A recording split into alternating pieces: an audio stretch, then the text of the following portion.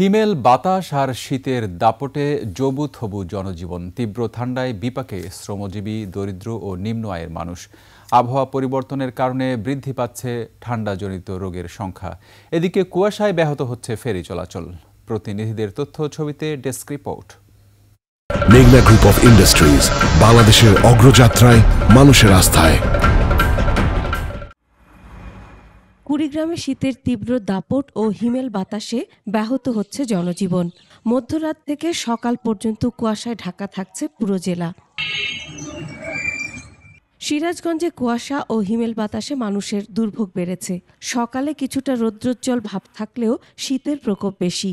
দুর্ভোগে যমুনা তীরবর্তী এলাকা, কাজীপুর সদর, বেলকুচি, চৌহালি, এনায়েতপুর ও শাহজাদপুর উপজেলার মানুষ।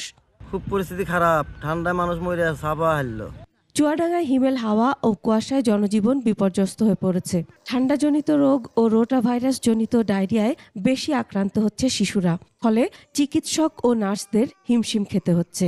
কাশি, জ্বর, অতিরিক্ত শ্বাসকষ্ট, বুকে কফ জমছিল। খুব শীত, চলতে পারছে না। এখন যে অবস্থা, তাতে বাচ্চাদেরকে একটু গরম কাপড় চোপড় পরিয়ে রাখতে হবে, যাতে বাচ্চারা শীত ঠান্ডা না লাগে সেদিকে খেয়াল রাখতে হবে। আবার ঠান্ডার পাশাপাশি যেন ঘামে না সেদিকেও খেয়াল রাখতে হবে। রাজবাড়ীর দৌলতদিয়া পাটুরিয়া নৌরুটে কুয়াশায় ফেরি চলাচল ব্যাহত হচ্ছে। বেশিরভাগ সময় ঘন কুয়াশায় ফেরিগুলো বন্ধ রাখতে হচ্ছে। এতে করে ঘাটে যানজট দেখা দিচ্ছে। কুয়াকাটার কলাপাড়ায় শীত থেকে বেয়ারিশ কুকুর সুরক্ষায় অভিনব উদ্যোগ নিয়েছে অ্যানিমেল লাভার্স অফ পটুয়াখালীর সদস্যরা।